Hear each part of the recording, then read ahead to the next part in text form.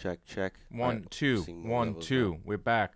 I see levels. This guy says no audio.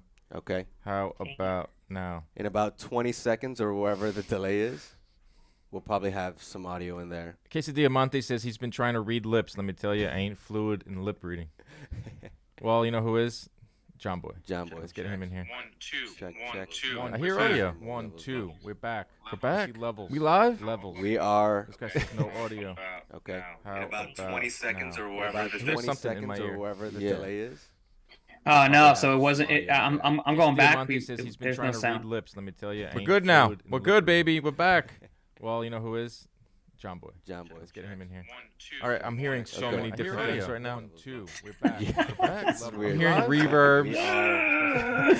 We Audio good now. 20 So seconds or wherever About the There's 20 something in seconds my or ear. wherever the Someone delay shut is. off their sound. Oh no! So it wasn't. I'm going back. Diamante says he's been There's trying no to read sound. lips. Let me tell you, I we're ain't good now. fluid in We're lip good, reading. baby. We're back. What is is going that? on? I don't know what John that Boy. is. Let's get him in here. 1, 2. All right, I'm hearing so Okay. many I different hear things audio. right now. 1, 2. Where's that coming from? What is that? That's I'm weird. hearing reverbs. Should we just start over? All right. It stopped. Okay. That was wild. I feel like I was about to have a All right. seizure. In the chat, yeah, it was like a nightmare. All right. Chat says we're good. All right. Yes, as long as they're not hearing what we just heard. Yeah. All right, let's get into fight previews. Yeah, this is listen, new studio stuff. Yeah. Everyone can hear us now. We'll fix that. The podcast version will be perfect. Let's get into the previews, Chris. There's a ton of fights this weekend, all over. You'll be on the call for Haney-Kambosos in Vegas. I like that. Yeah. So it's better than going to Australia. Yeah, I'm gonna be doing the opening fights, the undercard with my guy, Eric Rothman, and then for the main event, they'll shoot it over to ESPN. So ESPN Plus are here. You'll hear and see me. Right. The rematch between Haney and Kambosos that not really being promoted. It's contractually obligated. We don't get the first fight. You have to get the second fight. You know, that's just how rematch clauses work. I feel like ESPN has we're going to do this fight, but we're not really going to promote it because the first fight was absolute wash. So that's one of the fights this weekend over on ESPN.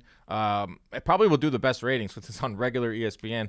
Some of these other ones are in the afternoon on DAZN. The Shields Marshall Meyer Baumgardner double header finally was delayed because of the passing of the Queen. We're getting this fight. You're seeing a lot of trash talk from the four of them. We'll get into that. Then you have over at the Barclays Center. Me and Ronnie will be in attendance at the Barclays Center for Deontay Wilder, his big triumphant comeback versus Helenius.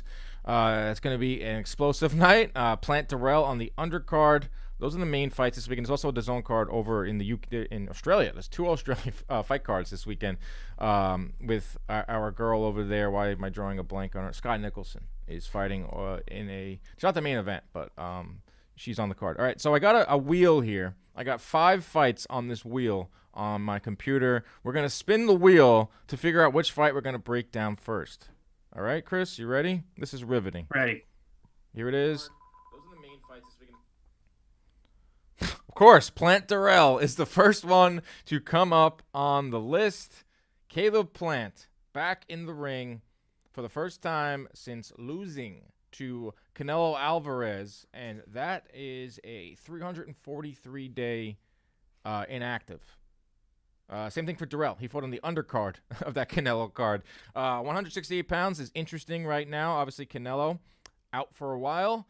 But Caleb Plant, are you high on Caleb Plant? Where do you stand on his skills? He's he kind of fights similar to your style, Chris. Yeah, I've always been high on his skills. His boxing skills, his IQ. I like the way he fights. He uses his feet. He jabs really well. He impressed me in the beginning of the Canelo fight. He just couldn't keep it up and fell apart, toward the end of the fight. I think he's got a lot of talent, a lot of upside. I just don't know how well he will compete with the top guys in that division. And, Dirrell's no slouch, definitely an older guy. Again, you said inactive. So I think the way, if he is to win the fight, it's going to be the way he wins that is going to really shine light on what the rest of his career will look like. Yeah, it's interesting because, Plant got that huge payday. $10 million purse for the Canelo fight. Even more on the upside of the pay-per-view. And the pay-per-view did really well. It did over 800,000 buys. So he made a lot of money. I mean, that's what his main thing was. He sat out a long time in 2020 leading up to the fight. You know, he sat out for like 9 months. So he's had one fight in 20 plus months for Caleb Plant. And that's a guy that, you know, depends on being sharp in there. I'm sure he got a lot of sparring. I'm sure he got a lot of stuff, but you can attest to this. It's not the same as being in the ring. I know it's very cliche to talk about ring rust, but these are two guys coming off of 343-day inactive streak. That's pretty relevant to this fight. Oh yeah, absolutely. I mean, at least it's both of them. But I mean, that's all Al Haymon fighters. All the PBC guys, they fight once a year. They're the most inactive group of fighters out there. But you know, in terms of Caleb staying out, you know, it paid off because, like you said, he got paid. But you know, he has a long career still ahead of him. He's still a pretty young guy. So yeah, I like Plant in this fight. I think Dirrell is going to give him trouble though. The thing with Plant, and it's the thing is his whole career. Great jab, really good defense, has just enough power, but just not enough though for 168. And I think that's the reason why Canelo was able to take him out late. Is because Canelo wasn't really that worried about what was coming back at him. And I thought Plant, won a lot of rounds early in that Canelo fight. He was outlanding him, I think, through the first 5 rounds, pretty well. And then Canelo just stepped on the gas. That's what intrigues me, too. If he goes up against a Benavidez, if he goes up against some of the Charlo, who moves up to 168, those guys have a lot of power. So it's going to be interesting to see how he deals with Dirrell, who is a slugger. Dirrell, comes in there and he throws power shots. That's what makes up a majority of his punch distribution. The dog, yeah, and he can punch. He can punch a little bit. So I'm curious to see, what kind of punch resistance Caleb can show in that fight. Because Dirrell's going to get to him at some point. He's going to touch him, and it's just going to see how he can deal with that. Like you said, he couldn't get respect from Canelo, and he got broken down and fell apart. He couldn't keep him off him, couldn't get respect from him. So that was really the issue at the end of that fight. Dirrell, what's his path to victory? No one's really giving him a shot. He's a dog, but he's an old dog. He's been around for a while. He got this fight because of his on that Canelo undercut, had that spectacular one punch, almost like cartoonish uppercut to get in there, and good for him. I mean, he's one of the good guys. He's been around for a long time. What's his path to victory? How do you disarm someone like Plant who's going to be moving in there a lot? Cartoonish. I think it was like a Street Fighter uppercut. Yeah, finish him. Video. Yeah, but so older fighters, what happens a lot of times is that your reaction time isn't the same, right? You still got the conditioning, you're still strong, you can still push. So I think it's going to be more of him really pushing the action and staying busy and being busy. He's got to be in dog shape. He is the dog. Right. So he's got to come forward and throw, and he's got to land some big shots. Because I think if he goes tick for tack, he's going to get picked apart. The 168 picture, alluded to it a little bit in the beginning, is interesting because Canelo Alvarez is in this division. Don't think he's going back up to 175. He's flirting with, fighting Bivol again. Bivol has to get past Zurdo, and we've talked about this a lot, that we don't think that's a good idea anyway. Not on top of that, he's got hand surgery, Canelo Alvarez. He could be out he's talked about up until September. Definitely not going to fight again until May. So Plant versus Benavidez, that's been a fight that's been talked about for, 3 years now? So if Plant should win, there are a lot of names out there. And I wouldn't say a lot, but there are some intriguing ones. Like a Benavidez-Plant fight would do numbers for PBC. That would, they'd obviously put it on pay-per-view, but it would do well. Like, it would be a fun fight. I like that fight. Right, that's a fun fight. I mean, that's a puncher versus a boxer. I mean, those make for fun fights, and they don't like each other. Yeah, I mean, it's got all the storylines too. So that's a good fight. It's an important fight. It means a lot for the division, and it just lines up for that Canelo comeback. Canelo has to fight Benavidez at some point, because I really think that's the guy in the division that matters. That's the one. Well, that's the thing with this 168-pound division. It's like we're waiting for Canelo, even if he's out for a year. We'll see now. It's out there. Canelo gave, it's like a tell. Canelo gave he said, this is it. I might not fight until September. We'll really see how if these guys want to fight each other. We'll really see how serious they are. Plant and Benavidez, Andrade, and Charlo. I think Charlo eventually go up to 168. And those are the 4, I wouldn't say young, because Andrade and Charlo are over 30. Benavidez is the young guy, and Canelo is Canelo. So that's the co-main event on Saturday night at the Barclays Center. Pretty good co-main event. It's Plant and Dirrell. That's our first fight preview. What's your pick for this one? I'll give my pick as well. I got Plant by decision. I just think that he's going to be sharper. He's going to use his legs, but I do believe Dirrell's going to test him, and he's going to push him and maybe really put it on him late. But I got Caleb winning by decision. Yeah, Queso Diamante in the chat. Dirrell's last fight was a highlight KO, but no way he hits Plant with anything like that. He doesn't win 7 out of the 12 rounds. Yeah, I agree with that. I'll go with Plant by decision as well. I think there will be some trying times early for Plant. I think Dirrell will go and try to land some big power shots, maybe have some success early. But Plant will take over because I think he's the better boxer, and he's a lot younger. Let's Fresher, yeah. Yeah, exactly. I like fresher. Fresher, yeah, because, I got to keep in mind, you're an older fighter. You're going to get back in the ring, right? Yeah. I'm a old man too, but I'm still pretty fresh. And I'm the old man here at the office. Like, it's crazy. Like, Ronnie yesterday didn't know who Kelly Kapowski was. Oh no, Broke my heart, dude. You're gonna do some homework there, bud. If you're gonna be on Hot Boy, JM Hot Boys, John Boy Hot Boys, you're gonna have to do some Saved by the Bell research. I was shown, and I became a man yesterday. Once you saw Kapowski in the flesh, she ages like, you look at her now, like she still looks good. Like, you look at those pictures, Ben, like, my first crush.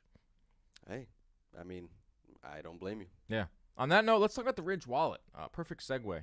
The Ridge wallet, I love this thing. Here it is right here. This thing is awesome. I got one of my own now. There's 2 things that we talk about here at John Boy that I actually love is Muggsy jeans and Ridge wallet. This thing is freaking awesome. It's like a money clip, but it's a lot more secure. Holds up to 12 cards. It's got room for cash. I got $1 in there. Can't get anything for $1 these days, but this Ridge wallet is sick. There's over 30 colors and styles, including carbon fiber, burnt titanium. You want to take a look at how much their fans like this and how much customers enjoy this. 50,000 5-star reviews. That's pretty damn good. Durable material, which means the wallet comes with a lifetime warranty, and the Ridge team is so confident that you'll like this product that they'll let you test drive it for 45 days. You can send it back for a full refund if you don't love it. Just to show you, I have my old wallet here. Look at this thing. It's got strings hanging from it. It's nasty. I take it out at the restaurant. My girlfriend, she goes, "You need a new wallet." Yeah, it's embarrassing, dude. It's embarrassing. You can judge a man by their wallet, right? You don't want to be George Costanza walking around with some big, oversized wallet. You want the Ridge wallet. So check out the link in the description. Use code JOHNBOY for 10% off. Holidays are coming. You don't even need the holidays to justify buying the Ridge wallet. So shout out to them. That's code JOHNBOY. You want to use the Ridge wallet. All right, let's spin this wheel. Round and round she goes. Where she stops, nobody knows. Haney-Kambosos.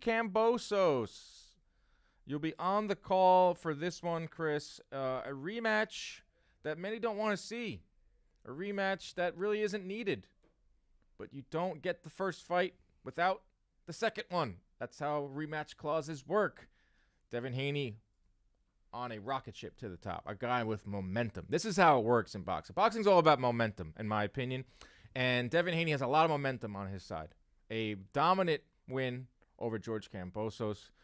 He's got fights with Lomachenko lined up. He just fought, 4 months ago? Now he's back in the ring. We just talked about inactivity. A lot of momentum on the side of Devin Haney in the ring and outside the ring popularity-wise. People are starting to know his name. Love Devin Haney in this fight.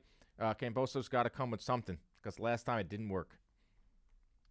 Yeah, I expect him to come with something. I just don't think it's going to be enough. I never thought this was a good matchup for Kambosos. Devin Haney is a pure boxer. He has a very, very fast jab. He's got great conditioning. He can go to 12, and he's just he's very defensive minded. He doesn't want to engage with Kambosos because that's where he's good. He's a shorter arm guy. He's more of a combination puncher. He's got right in front of you. Haney's just going to do what he did last time and box and move, stick and move, land it almost at will like he did in the first fight. But yeah, I think Kambosos is going to bring more, but really what he just brings is frenetic energy. And I think Haney's going to be able to slow everything down and fight his pace. If Haney does bring it, let's say he finds a way through the jab. I had Lou DiBella on the show a few weeks back. He's the promoter of George Kambosos. He's in Australia. Lou DiBella on a plane to Australia is twice in 4 months. That's the real feat here. because that guy can't stand still. Anyway, but he says that George is going to fight a better fight. He is going to take more chances. He's going to walk through the jab. He wasn't willing to walk through the jab. And something I thought was really interesting and something I've never really heard too much is Kambosos said it himself that the fact that he knew that he had a rematch, knew that for sure there'd be a second fight, changed the way he fought in the fight. I can't believe he would say that, and I can't believe that's how he would fight. Yeah, he also said that he didn't make weight on purpose, so I really can't take deception. Art of war. Yeah, okay, sure. Yeah, no, I don't. That's either him telling himself that or trying to confuse and trick the fans. I don't understand what he means by that, but yeah, that makes no sense. It's weird because Kambosos, before the Teofimo fight, he was bravado. He got into the head of Teofimo, fought the fight of his life. First fight with Haney, a lot of bravado too. Talked a lot of smack. This one he went into hiding. From what I've seen, he's doing a lot of press now because he has to. He's contractually obligated to, but did not do a lot of press in the lead up to this rematch. Maybe a little bit of embarrassment. Maybe a little bit of, man, I got schooled and now I have to go in there again in front of my home people. Not in the same big stadium. It's in a smaller stadium.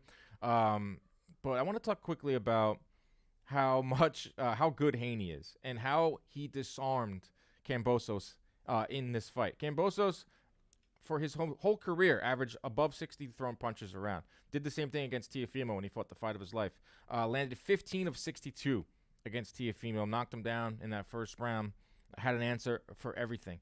When he got into the ring with Devin Haney, his output completely cut in half, Chris. 8 of 35 versus Haney, and that's because of the jab. Devin Haney is so damn good. Kind of like has the same style, or we talked about this last, not exactly the same style as Shakur, but it's his jab, right? It's the jab of Haney that just neutralizes guys in there. Well, it's control. He's a ring general. He controls the space in the ring. He keeps it at the range that he wants. He's got long arms. He's really big for the weight class. He's got wide shoulders. He's tall. He's long. He utilizes that full length of his jab and his shoulder breadth to keep his opponents where he wants them. I was super impressed. I was there live when he fought Linares, and Linares he's a tough out, man. That guy throws combinations. He's got power. He's busy, and Haney for the majority of the fight was able to neutralize him as well, keep him where he wanted him. He got caught late in the fight, but was able to fight where he wanted the fight to be fought, and that's what a ring general is. That's what ring generalship is all about. Yeah, for sure. And why I bring up Shakur, it's like, when we watched Shakur in his last fight against Conceição, looked great for the 6 rounds, but just didn't find that second gear. Like you said, maybe it's more of a temperament type of thing. You have to be a knockout. More mentality. But like the same thing, it kind of could be said with Haney. I know a lot of fans, even in the chat, are like, "Oh, this is going to be a snooze fest. I don't want to see this." Haney, the pillow fist. He's boring. Jab, jab, jab, move.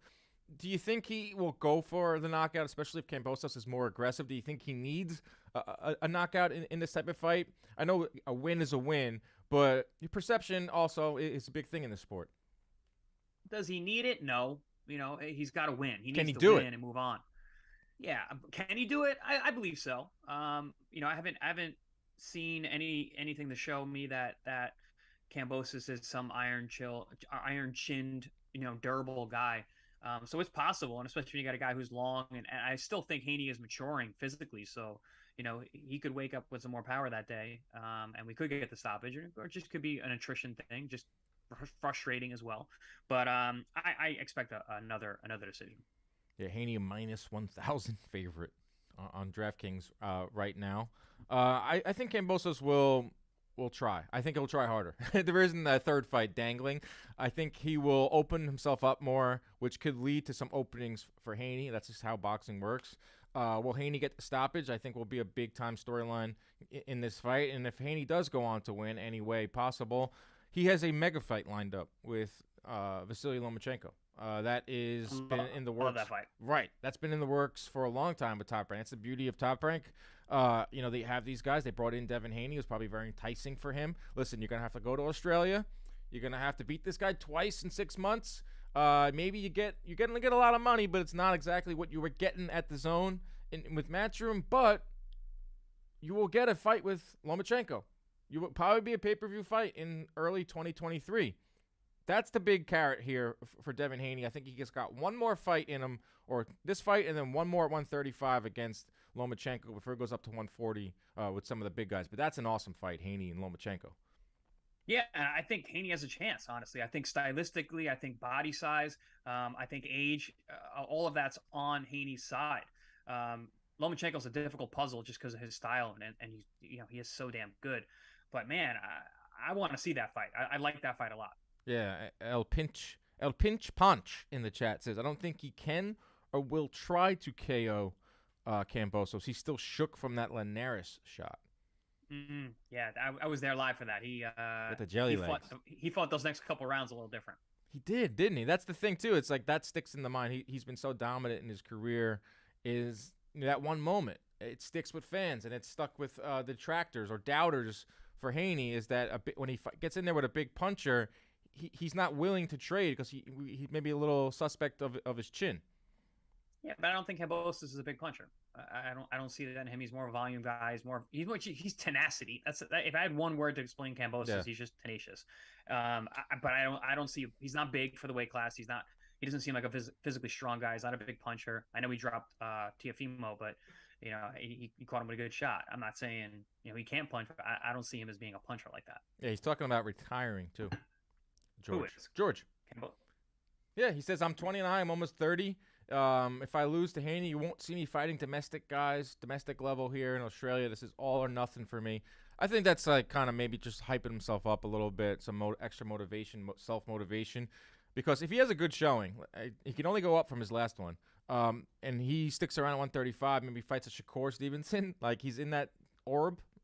He's in that top-rank orb, fighting ESPN. I think there's still big fights for Kambosos, but he has to have a better showing than he did last time. Yeah, and even if he doesn't, he can still make a pretty penny. Coming off a former undisputed, and he lost to Haney, who's a good fighter, and he's potentially going to be a great fighter someday. So yeah, I mean he's got more earning potential in him. But listen, that's up to him. If he wants to call it a day and count his money, more power to you, bro. Yeah, he made a lot. He made a lot for this fight. Talk about cashing in a lottery check. Beating Teofimo, being a free agent at the time, having all the belts, having these young guys want those belts. That is like one of the best positions. And, shout out to DeBella, coming up with a way to maximize it the most with that stadium fight, having Haney go over to Top Rank. That was kind of cool from the business standpoint. Everything kind of aligned well for Kambosos to make that type of money. Ronnie's giving me so we got to move. It's literally spin the wheel, he's saying. All right, here we go. Wheel is spinning. Yes, let's go. Wilder, Helenius. Before we get into Wilder, Helenius, I'm going to tell you about our friends at DraftKings. Chris, we're midway through the football season. The Giants are 4-1. I won my against the spread pick last week. I'm now 2-3. The winner goes to the Super Bowl. There's a lot of people wanting to come with me. I get 2 tickets to the Super Bowl if I win this thing. I'm in it with Justin Pennick of Talking Giants here, Trevor Plouffe of Talking Baseball, former Minnesota Twin. We got Jake Storielli in there, who is the vice president of this company, vice president of fun, and they have me in there for some reason. I don't know why I'm in it, but I'm going to win it. And if I win, I get 2 tickets to the Super Bowl. So I know Ronnie wants to go. Chris, you probably want to go. Girlfriend Maria wants to go. I don't know if she wants to go. The guy that's feeding me picks in Vegas, he probably wants to go. Ronnie, you don't want to go? I would love to go. Chris, are you interested? Absolutely. Okay. So I got some bettors here. But anyway, today's video sponsor, DraftKings Sportsbook, an official sports betting partner of the NFL, is dishing out awesome offer to all their new customers. All new customers, all you do is sign up using promo code JOHNBOY.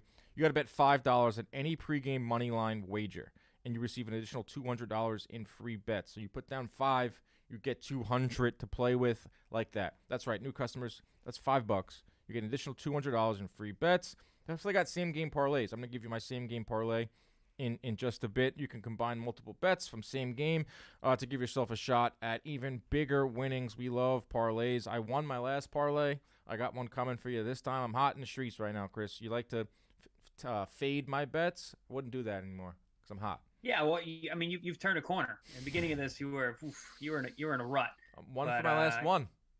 Then I come on the show, and now you've got a string of luck. So I mean, I might have something to do with it. I think your knowledge is starting to wear off on me. Like I know my boxing. You take it to another level, so I'm learning things, I'm seeing things like in the gym.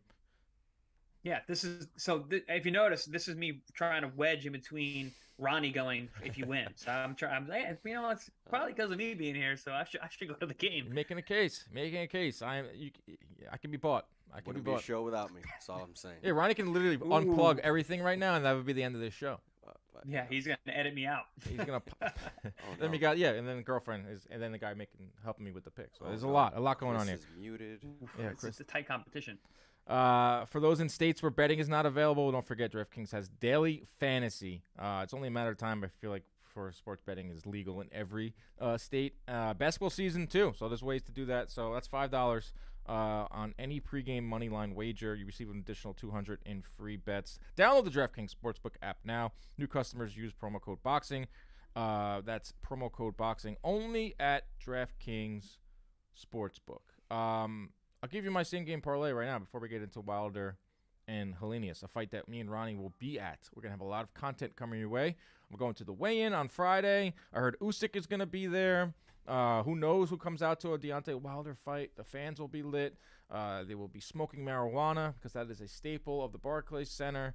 Deontay's back. That's really big. And I'm looking at some of the odds for this fight, Chris, and I think knockout. I mean, it's not going a distance. The over-under is set right now at 4.5 rounds. And I kind of like the over here at minus 135. Decent line there. Decent odds. It's not too robust. Only because I think Wilder hasn't been in the ring in a while. A little cautious. Fights slow early. Helenius as well. They know each other from sparring. I do think Wilder's going to win via knockout. I just think it's going to come after the fourth round. What are your thoughts? I agree. I think the thing about Wilder is his power is surprising, So like you've never been hit with somebody that hard, but Helenius has. They've been sparring partners before. He's felt the power. It's not going to be as shocking. Granted, no more headgear, smaller gloves. That's a different kind of power. But I believe that Helenius having that self-confidence that he's been in the ring with Wilder already is going to help him survive at least a few rounds. I agree. I think it's going to be the over. Yeah, El Pinche Punch says, I'm hearing a lot of people suspicious of this fight because they were sparring partners. You can answer this question. We heard this a lot in the Jake Paul nonsense, the lead up to the Rockman fight. It's like, they were sparring partners, so that means they're best friends. That they're connected at the hip. Sparring is straight up like you're brought in to do a job. It's how you practice in this sport, correct? Yeah, absolutely. I mean, sparring ain't fighting. And when you're fighting for money, and you're fighting for the rest of your career, and you're fighting for your family. That don't matter. Friends, whatever. I don't care. I'm trying. You should be trying to knock that guy's head off. It doesn't matter if you know each other.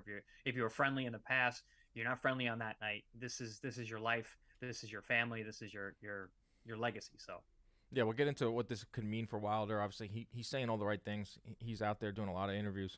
I like Wilder Helenius over 4.5 rounds, minus 135. And then I like Savannah Marshall by decision at plus 280. We'll talk about that fight, obviously, in the next two ones because there's only two remaining after this one. But that's my same game parlay for this Saturday. Wilder Helenius over 4.5 rounds, Marshall by decision, and you can get that over on DraftKings Sportsbook.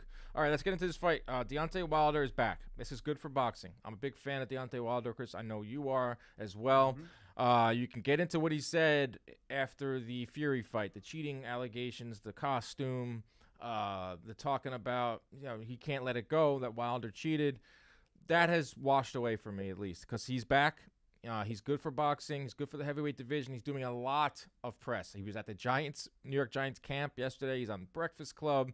He's doing all sorts of stuff, and he's saying all the right things. He's saying, I want to fight for 3 more years. I want the biggest fight. I'll fight Usyk if Fury doesn't want to. I'll fight Joshua. I'll fight Fury again. I'll fight Joyce. I want to just go out there and fight. And the reason why he's saying this is because, I don't know if you heard this, Chris, there was a statue unveiling of his in Birmingham, Alabama, where he grew up. They had a big ceremony, and it said he didn't want to fight again after that Fury fight trilogy. And I don't blame him. Took a lot of punishment, made a lot of money. But when he saw that statue, it changed for him. And then he wants to fight on for 3 more years. Okay. Well, I mean, it sounds a little wishy-washy to me. Didn't want to fight, sees a statue, wants to fight, then says 3 years arbitrarily. Um, I don't love that, but I love that he's back. I think he's an incredible talent. He's he's arguably the best one punch heavyweight in history. I mean, he's able to starch guys and quality guys too with one shot and highlight reel knockouts over and over and over again. So I'm excited that he's back. I'm not really excited about what he said in terms of that stuff, but whatever. He's gonna fight, and it's always gonna be fun. He's got a little bit of fury in him too. He says a lot of things. Like you interview Deontay Wilder, you can go on for 2-3 hours because he just goes on and on. He goes on these tangents, and it was a nice moment to get that statue. If considering he started the sport really late. 10 title defenses. A lot of people talking about is he a Hall of Famer or not? But it's just good that he's back. It's good that he's back in the sport. There's still time for him to make these big fights. A fight with Joshua is still big. A fight with Andy Ruiz. I think that's the next one for him. I think that's the most logical one. That's a tough fight, and it's a good fight. That's one where I'm like, oof, I don't know how that's going to go. That's a toss-up for me in terms of Ruiz and Wilder. I always like that fight. Ruiz Ruiz could win that fight, which I don't know if a lot of people really look at it that way, but he could. I mean, they're complete opposites in the ring. It would be, and that would be kind of cool to see. So I think that's a good fight. Yeah, Ruiz can win that from those spurts that he has. I mean, he's got power, he's durable, and he's got fast hands on the inside. Yeah, the thing with Wilder, he's got to get past Robert Helenius. 2 straight wins. Got this fight because he had 2 straight wins over our boy Adam. Adam. Yeah, really, that was hard, man. That sucked. I was at the first one right before the pandemic. Dude, that was a wild night. That was legitimately 3 days before the pandemic. The world shut down 3 days later, yeah. That place was so loud for Konaki. Yep. I mean, if you've never been to a Barclays fight for Adam Konaki, it is an experience. There's like 8,000 Polish fans just going ballistic. And I've never heard an arena so quiet after he lost that fight to Helenius. And then the world shuts down. They have a rematch. Did not go his way, but it's more about Helenius, stepping on the gas late in his career. But the thing with Helenius is which Helenius is going to show up in this fight, because he was knocked out by Gerald Washington. And Gerald Washington, is very raw, has a lot of athlete. Wouldn't say he's a good boxer. So, which Helenius is going to show up? The guy that we saw for 2 fights with Adam Konaki, or the guy that was kind of pedestrian towards the end of his career and was stopped by a guy like Gerald Washington? Helenius, I mean, the best version of Helenius is super tough. The guy hits really hard. He's really big. He's a big, strong guy. He's legitimately a Viking. He is exactly what he looks like. That's he should be walking off a boat with a battle axe in his hand. He's a Nordic nightmare guy. Yeah, exactly. He's a big guy. He's a strong guy. He's the current crop of super heavyweight type size wise. But like you said, he can be inconsistent. A loss to Gerald Washington, who was a guy that Konaki pasted, and he beats Konaki twice. So, yeah, a lot of question marks there. But either way, I don't think there's a lot of question mark with the Wilder fight. Yeah, I think Wilder's going to win. But let's go back to Wilder real quick. A lot of money, 10 title defenses, has been to the top, heavyweight champ, a lot of fame, a lot of fortune, made a ton of money in those 3 Fury fights. Talk about wants to come back. Does Deontay Wilder have that dog in him still? Exactly why I said I don't really like what he said. He said you don't want to fight again, and then a statue unveiling changes your mind, and you say 3 years. How much of your heart is really in it? I get it. I've questioned my career a number of times throughout, but I also wasn't looking at the kind of money these guys are looking at. So I don't know. It's hard to see, and that's something we'll never know until we're deep in a hard fight. That's the beauty of the sport. That's what I was going to say. The beauty of the sport is we'll find out Saturday night how much he has left. When you have that type of money and you've reached the top and you got to dig deep. It's the sixth round. Maybe he's down on the cards because Wilder starts slow. He loses a lot of rounds because he's trying to set up that right hand. Maybe he's getting tagged a little bit from Helenius, and Helenius is feeling good. We'll see. That's the beauty of the sport. We'll see how much Deontay Wilder has left. We'll see if he really wants those fights with Joshua, Ruiz, Fury again, maybe Usyk. There's a ton of fights out there, and I heard Usyk's going to be in attendance. I got to get an interview with him. I just got to get a glimpse of that guy. I feel like I just would love to see Usyk up close and just get around that aura on Saturday night at Barclays. Especially now. Yeah, when he's legit. He's the unified heavyweight champ. All right, so that's Saturday night. Wilder, Helenius. Your pick. You're going with Wilder. Second half KO. That's what I'm going with as well. We'll be in the building. So we only left 2 fights now on our little sheet here, our little spinner. Here we go, and it's the 2 women's fights. And Meyer Baumgardner is next. Step on up. Love this fight, Chris. We broke this fight down in depth a couple episodes ago, before the Queen's passing, which is just 2 wild sentences to put together. But we had this fight is now delayed. This fight has been matriculating for a very long time. They don't like each other. They have to get into the ring. If they don't get into the ring, they're going to just rip each other's eyes out. Because the latest yesterday, they're fighting back and forth. Just this morning at the press conference, they had to be separated. Did you see the video yesterday? It sounded like 2 siblings arguing. They're talking about Meyer. Baumgardner's accusing Meyer of growing up with money and means. But Meyer says, no, I was poor. And they're just going anything. They're literally arguing about if the sky is blue or not. They got to get into the ring. They got to settle this. This is one of the best rivalries in boxing right now, regardless of gender. I can't wait for this fight. Yeah, I mean, I think I'm more interested in it now than I was before. I saw Meyer running away with it last time. I thought that she was getting the better of the arguing. I think she's the better of the boxers. I think she's bigger.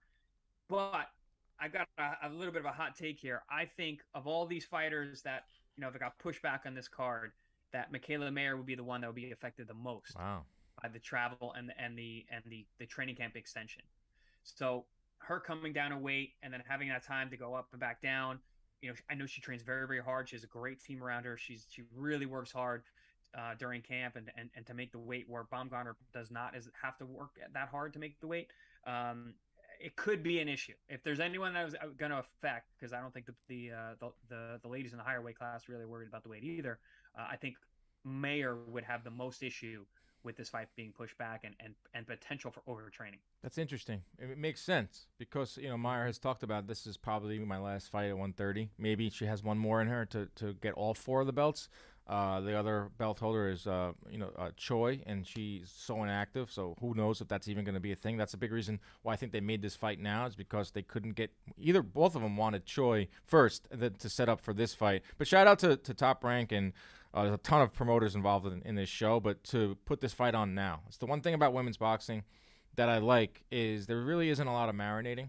There is only a little bit of marinating, and that's when you have fights like Katie Taylor and Serrano, which actually make a lot of money.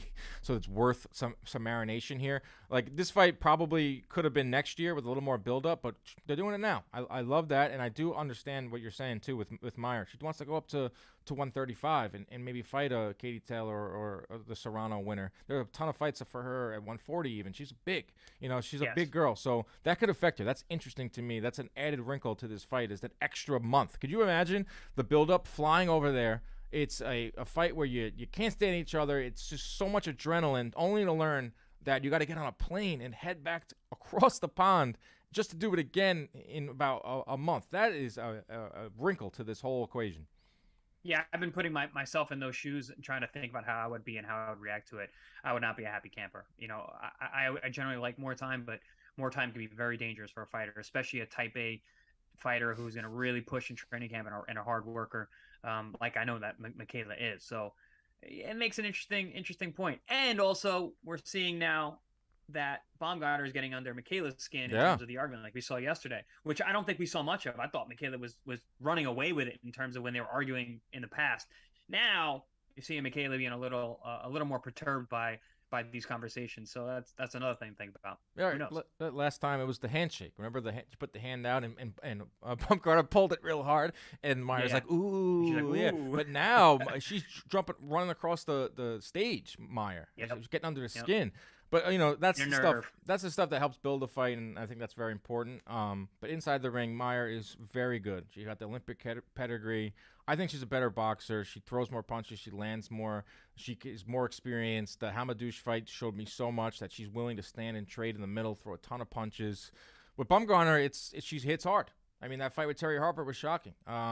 she had that one punch knockout power, which you don't really see in women's boxing. That's why this fight's intriguing inside the ring, because you got a fighter in Meyer who has the pedigree and will throw a ton of punches versus Baumgardner, who's waiting to land that one big one. I just don't see it coming. I think that Meyer's going to run away with this one. How do you feel? I agree. I think Meyer got hit with Hamadouche, but I think she's going to be more cautious in this fight. She's going to fight smarter, and she's going to fight the fight at her pace and her length and her range. So, and plus she's just so busy. Baumgardner is not that busy. She's more of a counterpuncher. She's looking for the one shot. And I don't think one shot's going to do it anyway. Yeah, I hope it's a close fight. I mean, obviously, I just said that Meyer's gonna run away with it, but I hope it's a close one, because this can be, I hope it's a good one. Right, it doesn't necessarily have to be close. I hope it's good. Well, they could fight again. I mean, if it does well and it's close, they can fight again. It's there. So that's the co-main event Saturday afternoon, ESPN Plus in the States. It leaves us with our final fight, and it's a really intriguing one. It's Savannah Marshall versus Claressa Shields. Another no love lost between these two. A lot of history between the two. Claressa Shields has only lost one fight in her life. I'm not going to say professional career, but in her life. It came way back in 2012, Olympic trials, and it came at the hands of Savannah Marshall. They're using that in the build-up for this fight. Shields is so good, so dominant, but Marshall's good. Marshall's got some knockout power, and she's big. I love this fight. Shields Marshall, this whole doubleheader is awesome. This is like, if you're on the fence about women's boxing, this is the one you want to tune into, because it just goes above just women's boxing. I just think it's going to be two great fights. Yeah, I think we're starting to see the rise of women's boxing. It's kind of breaking through the clouds of just being like, oh, it's undercard, because now we've gotten main events. We opened up with Taylor and Serrano last year or earlier this year, and that was an awesome main event. It turned out to be a really good fight, and now we've got this show. So I think it's good. It's good for women's boxing, of course, but I think it's good for boxing on the whole. I think it grabs a different slice of the market out there, and this is a good fight, and one that you and I disagree on. Okay, which is fun. Yeah, my pick is my gambling pick, but I'll go with it too. I just think Marshall by a decision. You can get that from pretty good odds. 2-minute rounds, hard to distinguish yourself in those rounds. Home fight for Marshall. Shields has a hard time. Doesn't have a lot of power. I think she only has one knockdown. I think one knockout or one knockdown in her career. So not gonna be a lot of point differentials in terms of knockdowns.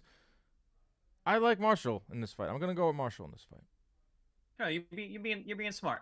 You're being tactical, I should say. But I don't see it. I think I got Claressa Shields. She does what she always does. She's going to overwhelm. She throws so many punches when she lets those hands go in combination. And she's got great conditioning.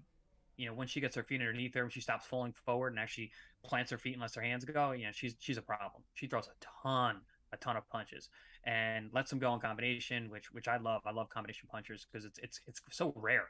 To have people trust their own defense and their speed to let their hands go, and Claressa does that. Yeah, Shields, 101 career rounds. Outlanded her opponents at 99 of them. 99, 1-1. Hannah Gabriel's in round 1 was the only time that Shields has been outlanded in her career. It's the same fight that Gabriel's knocked down Shields in the 10th. Shields only has one knockdown in her career. Doesn't have a lot of power. She's fought better opposition. This would be Shields' 10th world champion compared to just 2 for Marshall. But when it comes over to the side of Savannah Marshall, she stopped her last 8 opponents. You don't see that in women's boxing. Throws 60 punches around, which is equivalent to 90 in 3 minutes. Throws the most jabs, Marshall. Second in landed. Highly accurate.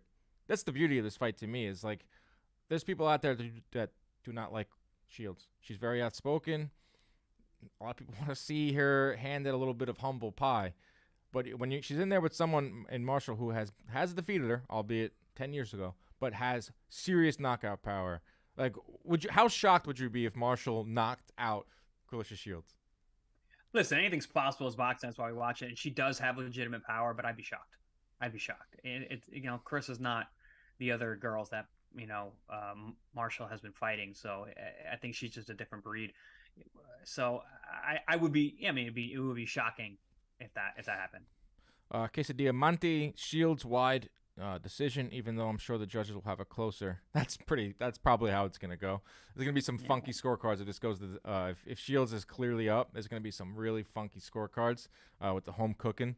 But I like this whole weekend. I mean, fights all over the map. Starting in the UK in the afternoon. We're heading over to the Barclays. You got this on ESPN. I mean, it's gonna be nuts, Ronnie. Are you ready for your first Barclays first boxing fight you ever been to? Yes, first boxing fight. I'm actually first time in the Barclays. Wow. So a lot of firsts for me. Yankee game that day as well. The juices are gonna be flowing. Did you see the Yankee game got moved to Friday? Yeah. 1 p.m. Yeah. Rained out tonight. But the Barclays is near and dear to Chris Algieri. Won his first world title there, Ronnie. Oh wow. So the house that Algieri built. Main evented there, I think 4 times. Yeah, Barclays is. I mean, what a great venue to watch boxing. Not the greatest for hockey. Been there for a couple hockey games. Well, they don't play there anymore. They straight up exactly. left. Yeah, because it's not a good venue for that. But for boxing, it's awesome. Awesome. It's awesome to fight there as well. I mean, walking through that tunnel, coming out. I mean, I want to feel the air. Chills thinking about it. Let's go. It's going to be awesome. Yeah, Deontay Wilder fights are unlike any other. Heavyweight fights are unlike any other. 2 giants in there. Will be there. Oh, Ronnie, wait till you see these guys in the ring. Yeah. Deontay towers over the top rope. You're like, oh my God. When I saw Tyson Fury and Wilder, the very first fight, the first time they fought, I was like, the second fight rather. I couldn't believe how much higher both of them were than the top rope. It's wild. Oh my God. Yeah, Wilder comes in, he puts the leg over. He just steps over. The Undertaker's it. He Undertaker's it. Doesn't go. No. Oh I want to see the costume too. I mean, obviously I want to see the fight, but like that's a big thing with Wilder. It was a big thing in the first Fury fight. He came in with the costume and it was too heavy. That's what his excuse. He looked like Optimus Prime. Right. Fury came in on a throne. I don't think the Nordic Nightmare is going to be doing that. I think he's all business in this fight. But I hope he comes in with a battle axe. He should come in. Remember that Viking video, that techno guy? The Viking god. He played house music and he's just like walking through the streets, I think, of like Norway. That's how Helenius should do it on Saturday night. I'm sure he's going to have techno music because I think that's all those people listen to over there. So. That's Saturday night. Awesome weekend of boxing. I hope everyone tunes in. It's time for the Casual Corner. How we end every show here. Ronnie Jerez, our super producer, the casual boxing fan here, offers up a casual take, a casual question, a casual topic. We put our sunglasses on, and we get casual here on the Casual Hater Corner. blockers come on for Casual Corner. I do say that with every week, I'm learning a lot more. So, if God gives us the ability to do this for long enough, I won't be a casual fan anymore. All right. I like that. We're gonna have to change this segment. Yeah. To the hardcore corner. So, this is a busy weekend in boxing. Correct. There's gonna be a lot of fights this weekend. Are these all happening at the same time?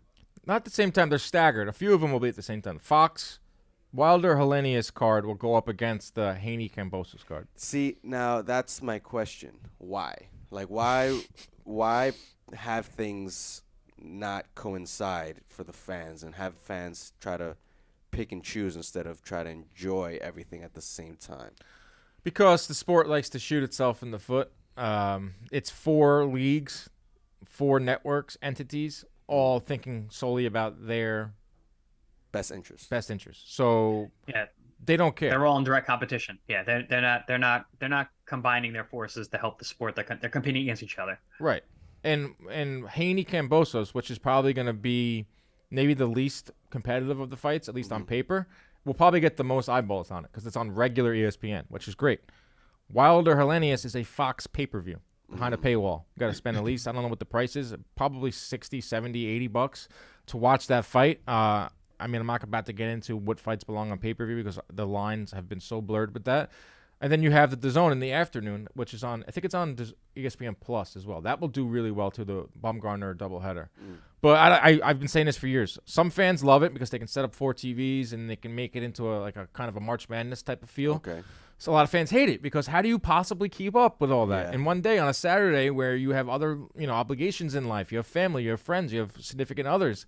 Like, how are you going to tell your family, no, I got to sit down for 12 hours to watch boxing all day long? I mean, that's cool and it's awesome, but it's not really practical. No, I mean, football has that down to a science. Right, the windows. Yeah, Sunday, the windows. But, I mean, you can't really expect boxing to do that at this stage. Right.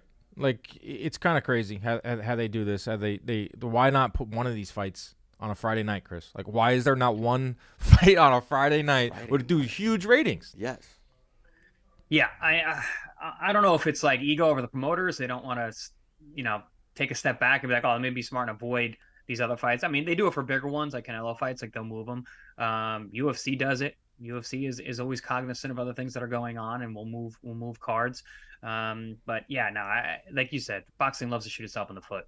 Yeah, it's just kind of rearrange it. Like they did a Thursday night. I know Golden Boy does like a Thursday night series, but it's not like big fight. It's like kind of like prospect level fights where PBC does Sunday fights sometimes. They did. I'm surprised this Dirrell Plant one didn't move to Sunday. Oh, the Wilder. Yeah, sorry. Yeah, they Wilder, have Helenius fight. Yeah, they did. That New Year's Day one was a Sunday night, and I mean it was priced well. And then their Ruiz Ortiz was a Sunday night. Even Sunday night. I mean Hagler Hearns was on a Tuesday night, which is wild. Like yeah. That's way different. That's like a whole nother. That's like almost 40 years ago, which is crazy. But there's the other avenues. You don't always have to do it Saturday. I mean, they're very locked into Saturday night fights, and they just want to get the biggest gate, and they just want to get. But it kind of like you don't get the highest ratings. It's Barclays and it's Wilder. It's Wilder's return. It's Barclays. It's heavyweight. They're like, oh, it's got to be Saturday. Yeah. Or it could be Friday or Sunday. Monday night fights. It could be. It could be. But the gate, again, like you said, the gate would suffer, and that's a fight that the gate probably matters more than than the others. Yeah, is that it, Ronnie? That's Casual everything. corner. Hold on, one thing. Did you see this, Chris? Manny Pacquiao is fighting in a exhibition. I just saw that on Instagram last night. I was surprised to see that. He's fighting in an exhibition. I'm not I wouldn't say I'm shocked because he saw the money that Mayweather's getting.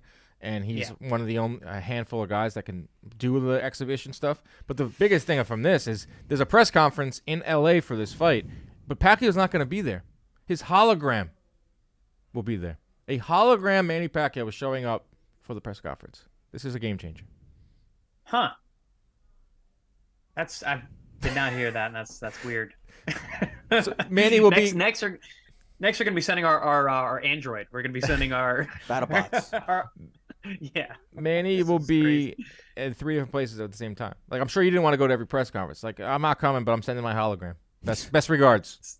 That's super gangster. That is really only gangster. Only Pacquiao can do such a thing. Ronnie, had your finger up. Soon it's going to be Ronnie. Ronnie's going to be doing that. He's going to be just sending his hologram to work. Well, someone wants to know your predictions this weekend, Ronnie. Quick. Shields or Marshall? Shields. Wilder or Helenius? Wilder. Plant or Dirrell? Dirrell. Wow. Baumgardner or Meyer? Baumgardner. Is that all of them? Nice. Oh, Haney-Kambosos. Haney. Okay, we'll leave with that. We'll Hot leave takes. with Hot that. take, Ronnie. Be sure to follow us on our socials. Go to John Boy Boxing on YouTube. We're going to have a lot of stuff from the Wilder fight. Hopefully get some interviews with Usyk, some reactions, all that good stuff. Follow along Saturday. Saturday is going to be awesome. I hope boxing fans enjoy it. It was a pretty bad week last week in terms of the news.